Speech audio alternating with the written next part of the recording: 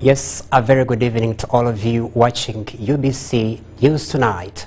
My name is Crispus Arinitwe. Let's first have the headlines.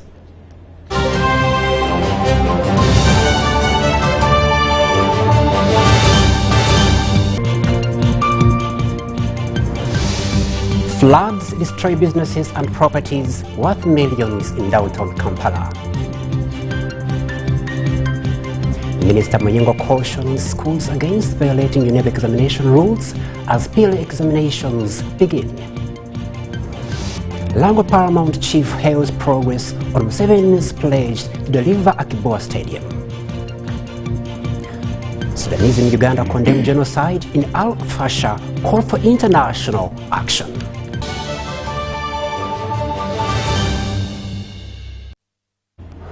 Yes, a very good evening to all of you watching UBC News Tonight. My name is Crispus Arinitwe. Supporters of the National Resistance Movement in Kalaki district have pledged over 99% support for President Yoweri Kaguta Museveni. The pledge comes as the first month of the presidential campaigns draws to a close. Peace, stability and development are among the key reasons cited for the overwhelming backing of the president. Let's have a look.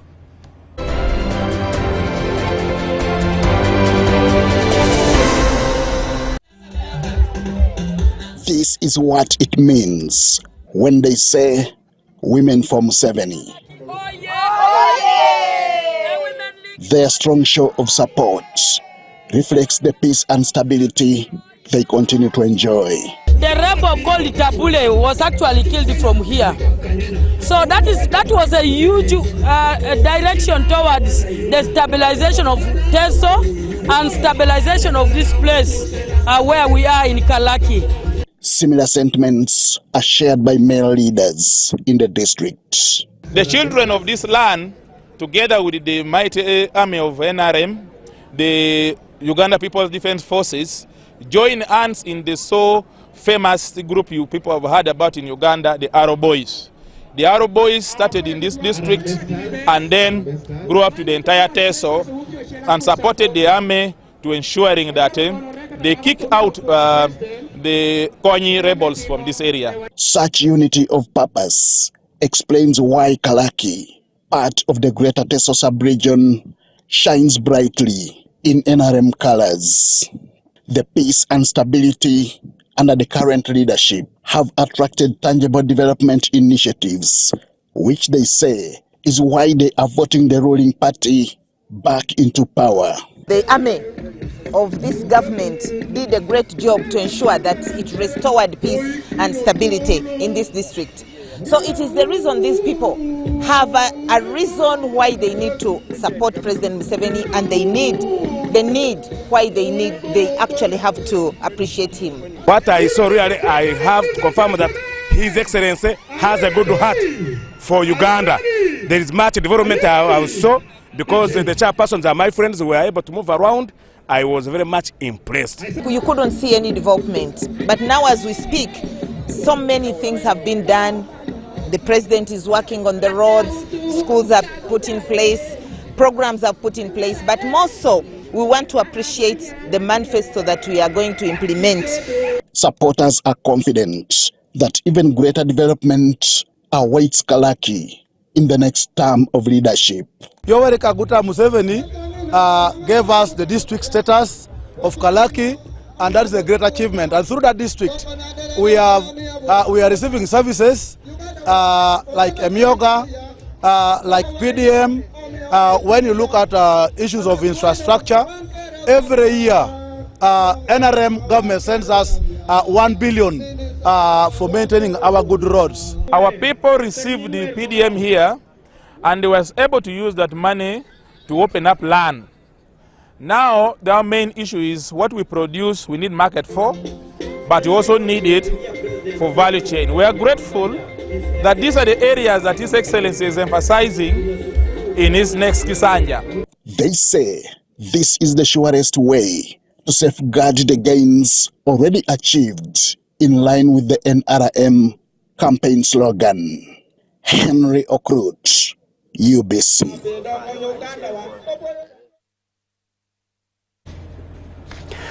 The Forum for Democratic Change presidential candidate Nathan Nandala Mafabi has called on the management of Atiak Sugar Factory to compensate former workers for their unpaid labor. While addressing a campaign rally in Atiak Town Council, Amuru district, Mafabi expressed concern over leaders he says have failed to protect the rights and property of local residents. Despite the early morning downpour, Forum for Democratic Change presidential candidate Nathan Nandala Mafabi launched his campaign rallies in Atiak sub-county, Amuru district. Accompanied by FDC flag bearers from Amuru and neighboring regions, he urged security agencies not to intimidate supporters through surveillance and photography at campaign events. Police can take pictures, but they're also soon about to run mad. Mafabi highlighted mental illness as a growing concern in Amuru, citing reports that up to 700 people suffer from related conditions each month. Some of you are over-traumatized because of the war. Research. Before the war, your the referral hospital in a year would get only 5 mad people, the Gulu hospital. People with mental illness are over 700 people per month. That means in 1 year, you are talking of 84,000. That shows that is a huge problem in this area. He also linked the growing number of street children to high school dropout rates, noting that research shows about 80% of children who enroll in primary 1 fail to complete primary education. Many children on the streets are called Aguo, and you know them. This is the issue we have to deal with. Mafabi further raised the plight of Lord's Resistance Army War survivors who worked as casual laborers at Atiak Sugar Factory but were never compensated for their efforts. Of our brothers and sisters who went to work in Atiak Sugar Factory, over 200 billion per year, now they are over 1 trillion shilling. After working, they were just to be compensated for their work efforts. He later held additional campaign rallies in Pabo Town Council and surrounding areas.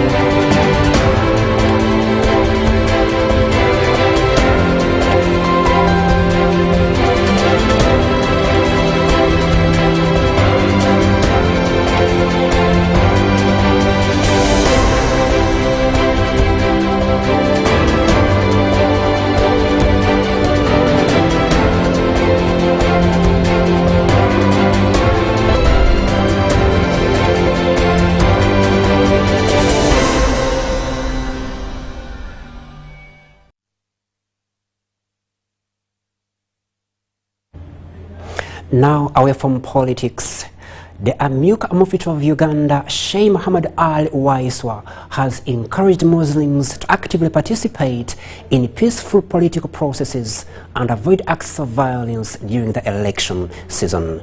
He made the remarks during a graduation ceremony for Muslim students who completed Quranic studies at Fard Springs Junior School in Ndeje. Let's see more.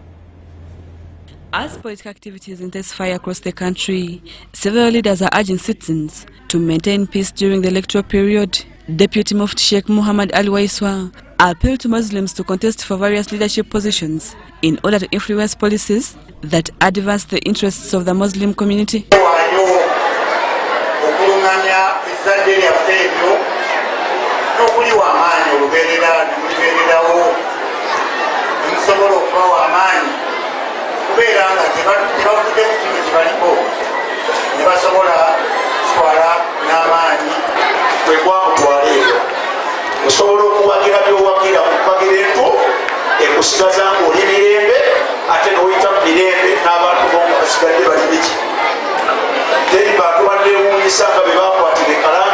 Speaking during the Quran completion ceremony at Fard Springs Junior School, he warned Muslims against engaging in acts of violence, stressing that such actions derail the country's progress.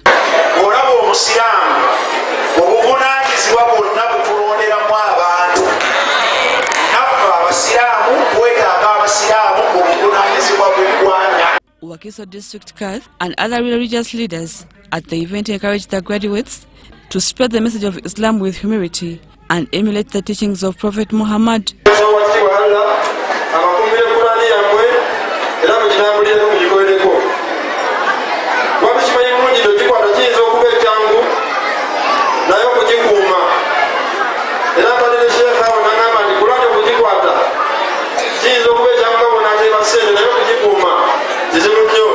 The school head Bruhan Lutaya thanked parents for supporting religious education and pledged to strengthen both religious and academic instructions.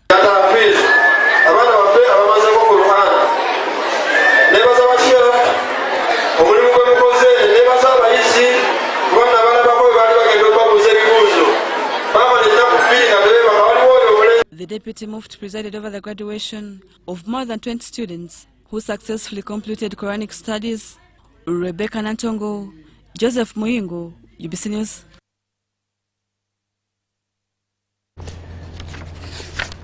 Now moving to the Mufti of Uganda, Sheikh Shaban Ramadan Mubaji has praised President Museveni for fulfilling his shillings 2 billion pledge to empower Muslim women across the country. Our reporter has more of this report. Muslim women leaders are now a beacon of hope in the ongoing effort to fight poverty and promote financial inclusion, following the fulfillment of the president's commitment.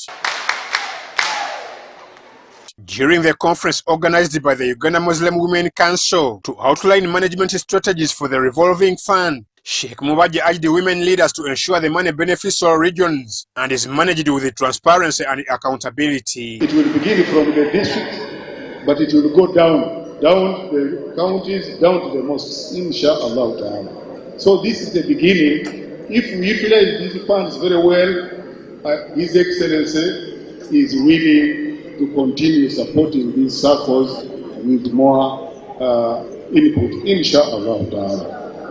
The Holy Prophet says, if somebody does good to you, thank him. But if you don't have anything to give him, then pray to Almighty God for that person until you feel that you have thanked that person enough. So we thank His Excellency, the President, and let's continue to thank him because he has done a lot for us and he is promising to do more, inshallah. Representing the Special Presidential Assistant on Press and Mobilization, Haji Farouk Chirunda, Dr. Safina Musene congratulated the women on receiving the fund, but warned that it is not to be shared indiscriminately. This is a timely theme because it ties in well with one of your main objectives of enabling the Muslim women leaders to form self-sufficient projects that can facilitate them to save, access government funds, and eliminate poverty amidst themselves. National Chairperson of the Uganda Muslim Women Council, Hajati Sophia Safina Kenyanji, thanked President Museveni for honoring his promise and encouraged the women to wisely use the funds to start or expand income-generating projects. It is a grant from the office of the President. It is a grant where the Women Council leadership has signed a compliance agreement about this money. Sente zino twazisaddeko obukwakuluzo. Abakyala waliwo omukyala abadde agamba kyempulira sente zaakulya mutuwe sente zaffe tuzirye. Abakyala si kituufu. It's not going to be like that. The heavy morning downpour in Kampala has left a trail of destruction, with businesses and property worth millions of shillings damaged. Members of the business community are urging the National Water and Sewage Corporation to urgently address the city's poor drainage system to safeguard their businesses from future losses. Let's hear more.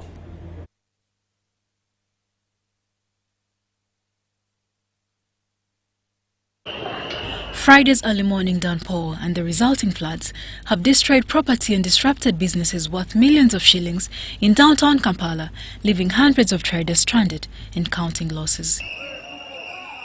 Members of the business community are appealing to the Ministry of Water and Environment, the National Water and Sewage Corporation, NEMA and the Kampala Capital City Authority to urgently improve the city's drainage network to protect their livelihoods and prevent future occurrences.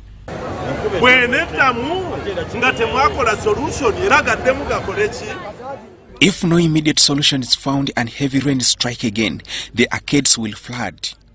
One possible solution is to engage the engineers from the National Water and Sewage Corporation to determine the source of the large volumes of water. If the issue lies within the drainage system, then the responsibility falls on us.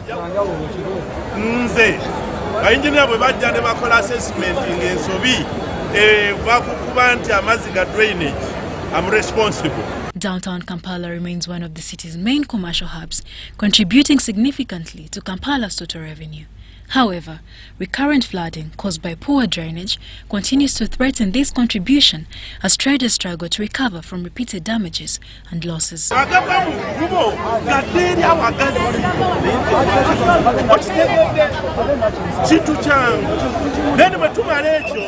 The first step is to create clear pathways to channel the excess water. Once that is done, we can involve the government and relevant authorities to seek compensation. But our immediate priority remains finding a way to drain water out of the arcades and malls. You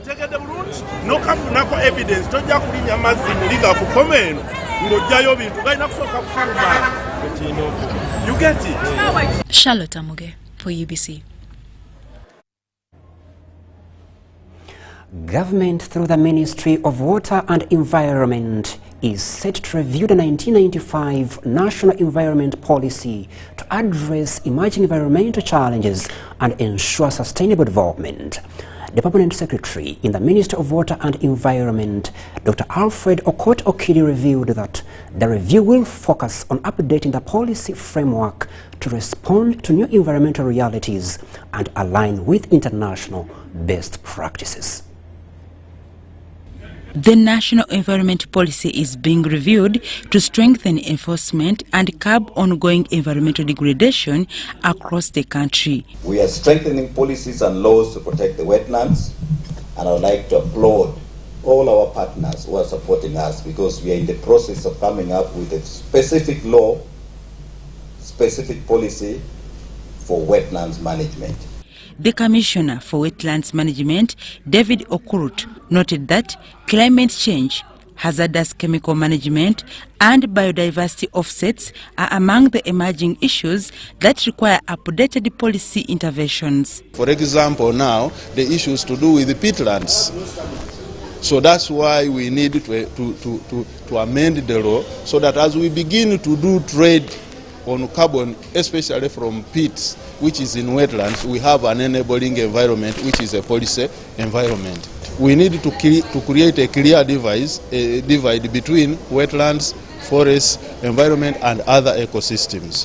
What are these management requirements for each of these components? What are these key institutions that support the law in terms of its implementation? This was during the second National Dialogue on Wetlands, which aimed to harmonize strategies, share innovations, and elevate the role of wetlands in Uganda's climate agenda. Between 2021 and 2030 is the year of ecosystems restoration. Every Ugandan, the media, the academia, the business community, the NGO, government, and everyone are being called to act, to restore, to manage wetlands. The dialogue brought together development partners, policymakers, researchers, civil society organizations, and community representatives who used the platform to reflect on the outcomes of COP15 on wetlands, related them to Uganda's environmental and climate context, and galvanized national efforts ahead of COP30 in Brazil. Now we're trying to see insights, what came out from that conference. How does it speak to us in Uganda today? And then what do we need to borrow from it to take to COP? And that's why we had to call a number of actors all stakeholders from ministry, the private sector, and other development partners that I work with, to bring our minds together on what we want government to come with to cope in relation to wetlands in the country. The discussions come at a time when wetlands are disappearing 3 times faster than forests, with a global loss of 35% since 1970, and Uganda's wetland coverage dropping from 15.6% to 9.3% since 1995. Dorcas Kimono, UBC News. The State Minister for Higher Education, Dr. Jesse Muyingo, has cautioned schools and candidates during this period of primary leaving examinations not to engage in practices which contravene UNEB regulations. Minister Muyingo was visiting Nachigoza Church of Uganda Primary School, where he donated 30 bags of cement to support the construction of the teacher's house. Take a look. Primary schools prepare for the 2025 primary leaving examinations. The State Minister for Higher Education has urged stakeholders not to involve themselves in any activities that undermine UNEB examinations. Minister Dr. Muyingo addressed P7 candidates at Nachigoza Church of Uganda Primary School in Luwero. Chiba Bigenzo Mugenda Pala Bigenzo UNEB government yadde setteeka eppya kambwe nnyo etteeka eryo ery'omuyizi oba omuzadde oba omusomesa agenda okwenyigira mu kubba ebigezo. He also donated 30 bags of cement to the government-aided school to complete the teacher's house. Parents, teachers and guardians were encouraged to ensure that children avoid any misconduct during the exam period. Your teachers have done their best. The school administration have provided everything necessary for you to reach this level. St. Paul says, I have fought a good fight. I have run a good race. I have kept the faith. Reverend Father Anthony Enzenweke from Namugongo led the dedication mass for P7 candidates at Seta Junior in Seta. The mass was celebrated with a dramatic procession, including candidates carrying the Holy Scripture on a camel.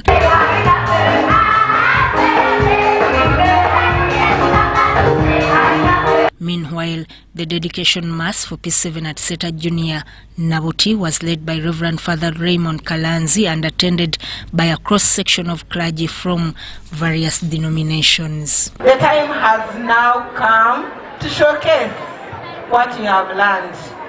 On behalf of the entire pupils community, I wish you the very best in your forthcoming exams.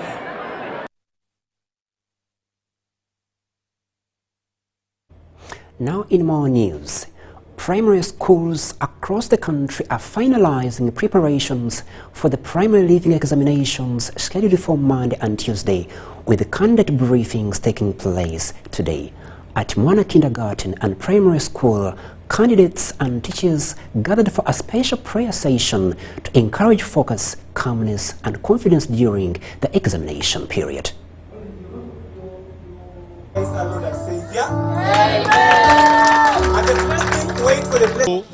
The candidates of Mwana primary school, but also for even the other candidates throughout the entire country. As a priest, we've done this for quite many schools, and we only dedicate them to God and say, God, have mercy on us. Let the results of this year in the entire country be good. Let us perform better than even last year. We have put a lot of energy in the teachers and all other workers in the school. And we know that come next year in January, we are going to get the best news ever. Assessment in this study term. And we believe on Monday they will do what is expected of them because they are ready. We're prepared for PLE. We are not expecting new numbers, and we know that we are going to pass because we are prepared. We have done many papers, Shuaki, we are going to pass. and I expect only first grades. I'm only expecting to see not new numbers, the numbers which are going to come, like we have learned them in P4 and the lower classes, and I think it will be easy because we are revising. Our teachers have done a lot of work.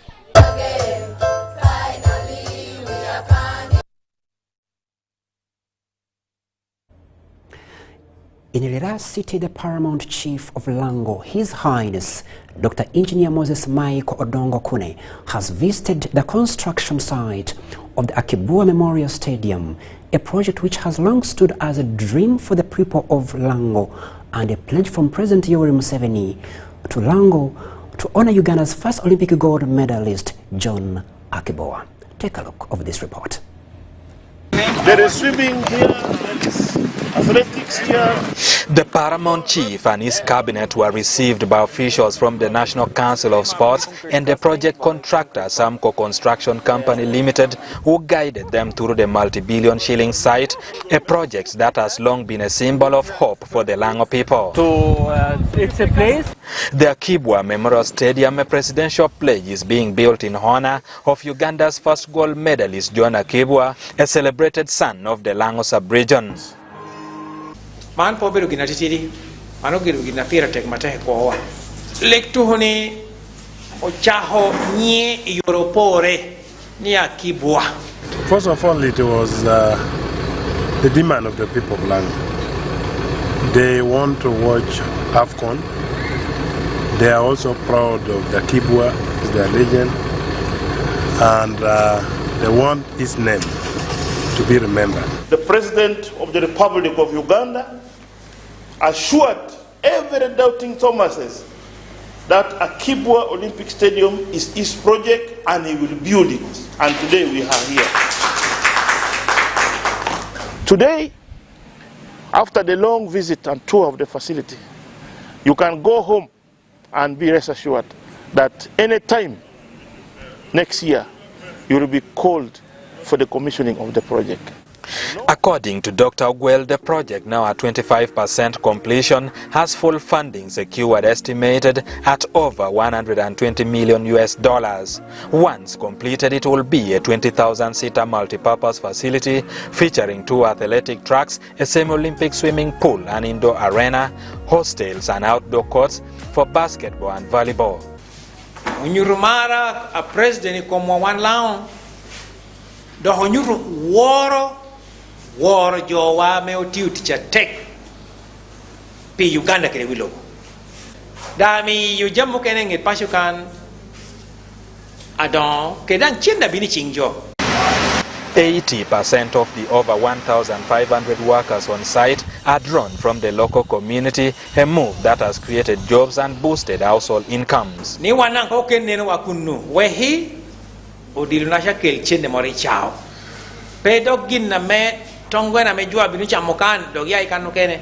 In his remarks, the Paramount Chief applauded President Yoweri Museveni and the First Lady for transforming Lango through the sporting infrastructure. Unyurumara a president como one lao do honyuru woro jowa me otiuti cha tek. With a steady progress and strong cultural backing, the Aki-Bua Memorial Stadium stands as a symbol of pride, resilience and a renewed hope for the Lango people. Ediulwa, UBC News. Now moving on to Sudan war. Sudanese nationals living in Uganda have condemned what they describe as a brutal genocide being carried out by the Rapid Support Forces RSF, also known as the Janjaweed militias, in the city of Al-Fasher, North Darfur. During a protest gathering at the Sudanese embassy in Kampala, the community expressed outrage over ongoing atrocities in Sudan, accusing the Rapid Support Forces of committing mass killings, ethnic cleansing and crimes against humanity. Take a look. The atrocities in Al-Fasher are part of a systematic campaign of extermination.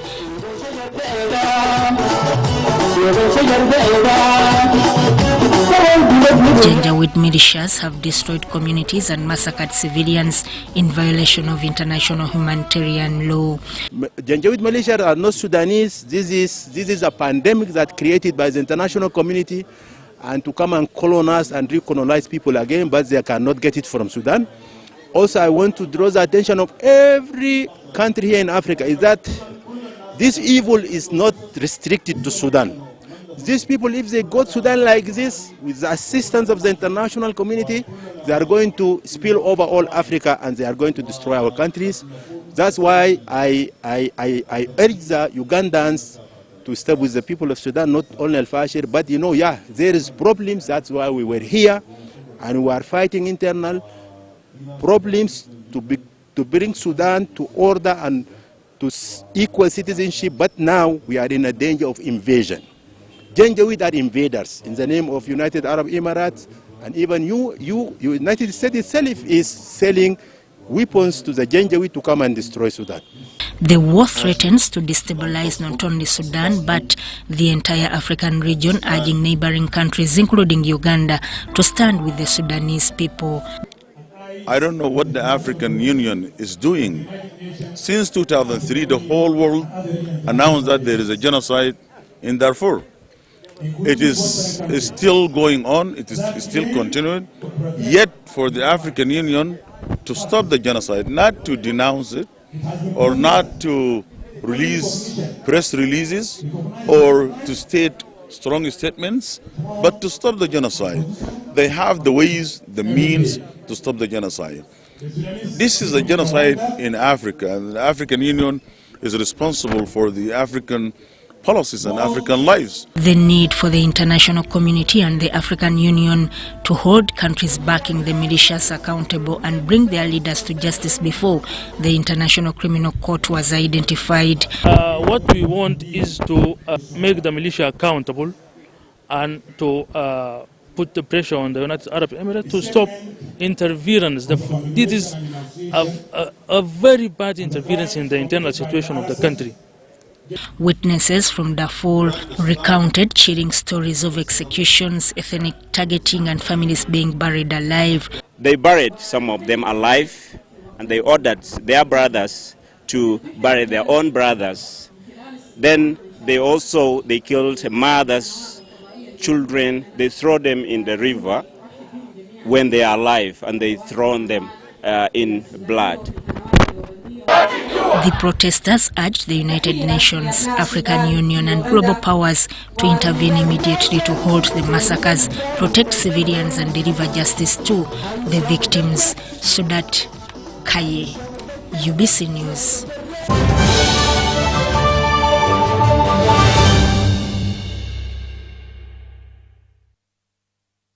With Momo, you have the power to pay for shopping more easily using your phone. Dial *165*3# or scan to download Momo app and pay for anything. No hassling for change. And even better, if you run out of money while paying, you can simply add core with Momo Advance. That's Momo. That's the power to be more. You see, I've been a painter for almost 4 decades, and I have found Global Paints to be very reliable. First, everyone knows we use Global Paint undercoat. Now, for the best results, I continue with Global Paints products. I go for silk vinyl when it comes to the interior. Then Global Matte for the ceiling, and when it comes to weatherproof, I go for Global Weather Coat Emulsion. With that one, the house will never peel. Now, there you have a sparkling, magical looking house. And then the client is very happy. He recommends it to another person who recommends me to another person who recommended me to come and do the advert. Global Paint, a reliable product.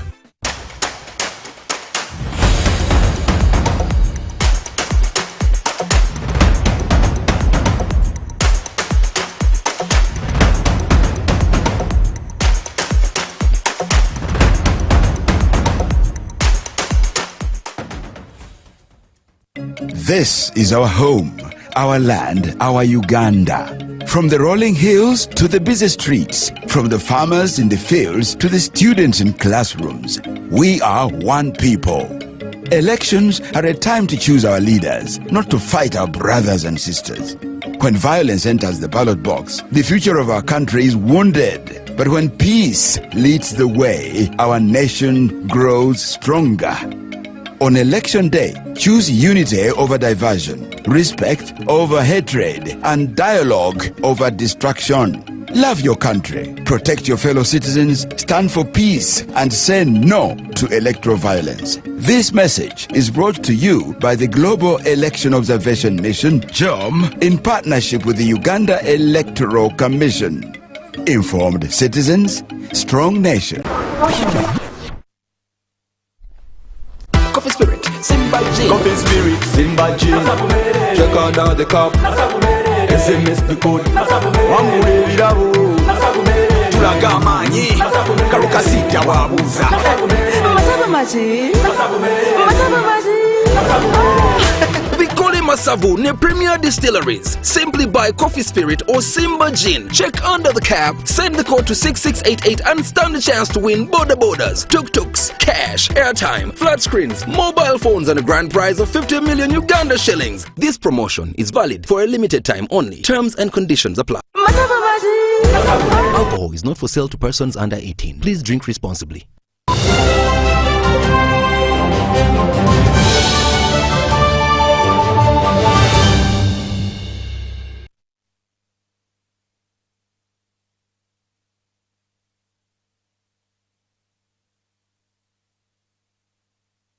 Is on the takeoff stage as the authorities have advanced the capacity to harvest the first oil by mid-2026.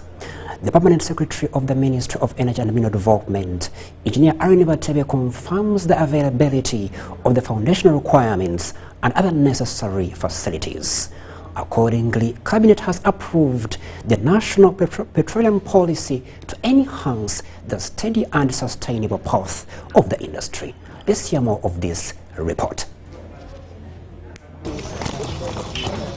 A two-day visit to the Albertine Graben has left smiles on the faces of top government officials, among them the head of public service, Lucien Achobe, who witnessed the readiness of the oil companies to produce oil. There's no more doubting Tom, there's no more questions, but I just want to say that we are all now just eager, waiting for the final product, because we have seen for ourselves. The team and the Permanent Secretary of the Ministry of Energy and Mineral Development, Irene Batebe, visited the Kingfisher oil field managed by Sinok and Tilenga field in Bulisa district managed by Total Energies. A normal drilling rig like this being here, you'll be hearing the noise with activities going on. You'll be hearing the noise on the other end of the village. But you can see even here, you can barely hear anything. Uganda has an estimated 6.5 billion stock tank oil in the ground, ready to be harnessed. Of that, 1.4 billion barrels is recoverable. And those are the facilities we visited. They will be processing the 1.4 billion barrels. The visiting officials had a rare opportunity of climbing the drilling rigs to have a feel of the site at the shores of Lake Albert. So we come to the heart of Kingfisher. In my background is one of the oil wells which Uganda is projecting to have its first drop in mid next year. That will be June. According to the operators here at the facility, the drilling process goes underground with about 5 kilometers down under the water, and that is under Lake Albert. So you can see how deep now this reservoir is. It's way under the lake. There were some concerns about how safe is the lake, but you can see that the oil activities actually are. Thereafter, the team visited the central processing facility, where facilities including crude oil treatment, gas treatment, crude oil storage and export facilities, LPG production, among others, are being put up.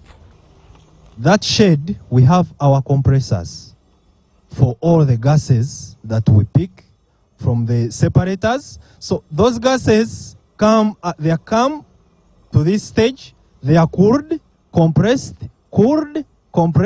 As government advances the implementation of the National Development Plan 4, the oil and gas sector is a major boost socially and economically. The oil and gas project has so far attracted foreign direct investment to the tune of $7.5 billion. Number two, you have witnessed the road infrastructure.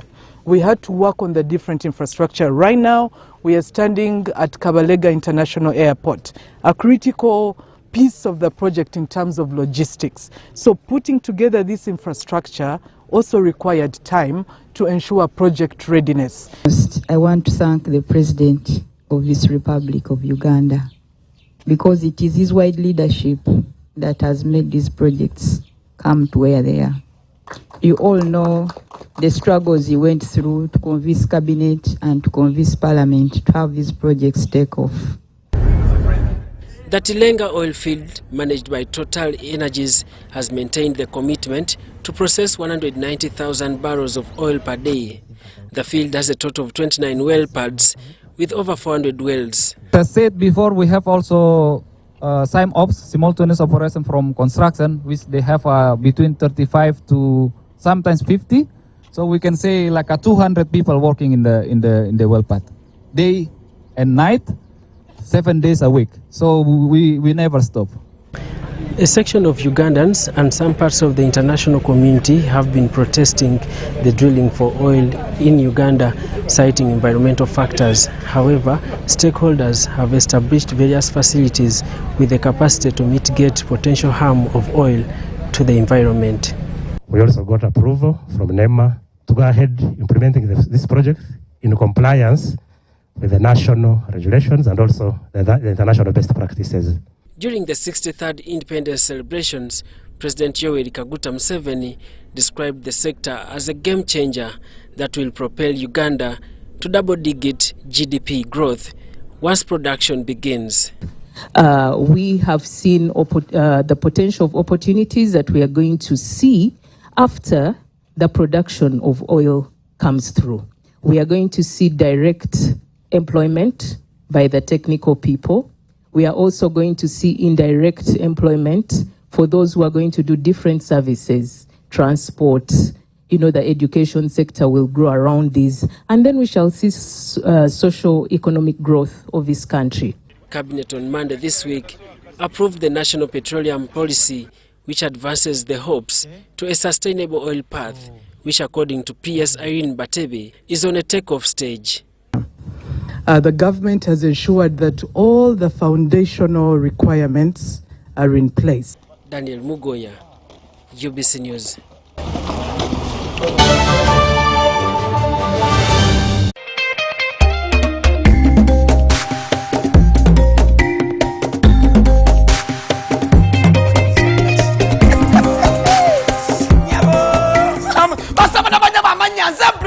Muzukuramu kumandiga na teranga nyingiro ne banafa ba MTN wanji MTN walalo MTN gamachi to get the power to win njagalo fune lyanyi okuwangula ogenda kuwangula ocha ngenda kubanga bobukade 10 buli wiki wanji ngenda kubanga kwasa obukade 10 buli wiki kusimu yeye nyingine chabonka chimuchoka lani ya MTN banabeka bulogenda okusasula ekintu kyonna ogenda okusasula ndakwese momo mubulira bulogenda okusasula ngenda kyosasula kyonna kozesa momo ozo kwanga ngenda kwewola kasente kozesa momo wanje ogenda ku investinga kozesa momo abya mteli we jamani ne kwa bukade 10 buli wiki wala kastello bimala bwe pa wentandika ngamba kyekiriwo wanje ne kwata ku masimu ngamba halo walirudawa tenze tirinyi halo walirudawa zende Gulu halo walirudawa ni mutukula halo oliwa ndi wonange ndi wano mu office ntode nyiga ma computer ne nkuta awa namwe kasana beneso okubelanga mwana wote koze bitu no amanga epeyinze ebolo winze investinze ngekozesa momo. Remember to dial star 165# or use the Momo app to borrow, to pay, to invest, and you could stand a chance to win 10 million weekly.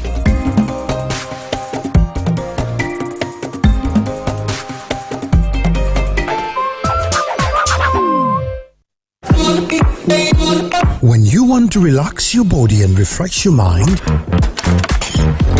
Welcome to Hotel La Confidential, Aroa's premier destination for luxury and comfort. The only hotel in Aroa City offering a serene atmosphere, breathtaking scenery. Come and discover our exclusive wellness club with packages that include a fully equipped gym, a rejuvenating sauna, steam bath, and a great sky blue swimming pool. For events, our state-of-art conference halls and versatile event spaces are perfect for hosting shows, wedding receptions, birthdays, and more. Come and enjoy our cinema hall and unisex saloon, all designed to meet your entertainment and grooming needs. Bring your family and let your kids splash around in our beautiful kids water park. We are located on Aroa Pakwachi Highway in the heart of Aroa City. Don't wait. Visit us on www.hotellaconfidential.com or call us on 0761 688 181.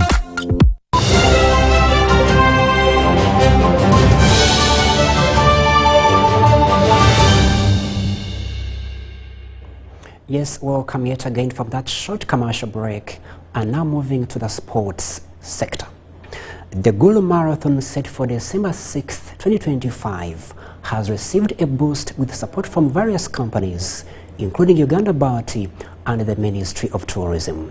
The event-themed Running for Culture and Heritage aims to promote the health and well-being of people living in Gulu City. Take a look.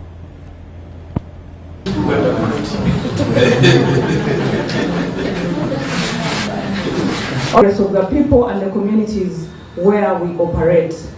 So it's going to be an exciting one, and because it's touching health, touching heritage, touching progress of our people as well as unity, Uganda Bati is going to be heavily involved. Tourism at the same time run, and we get the experience of interacting. Marathon, this Gulu Marathon is not just a run. It's not just a run. To us, we really value it. We really value it because we know it's going to form some kind of partnership which is going to live for generations to come in terms of what expectations are. Alone, individually, it has dividends. We want to encourage very many people to run as many runs as they can. Do Renzori in August, come and close the year in Gulu. So in terms of health, the dividends are immense. Tourism was not necessarily very well understood, and especially sports tourism. People just think, okay, runners that were very important.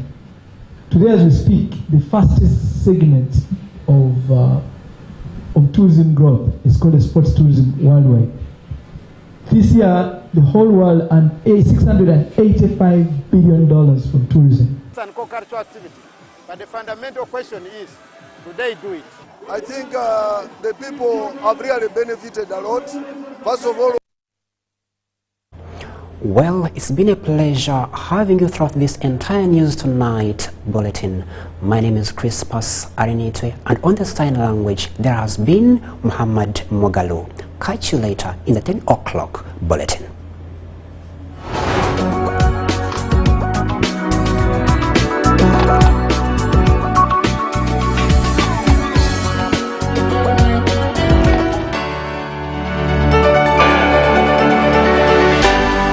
UBC, inspiring Uganda.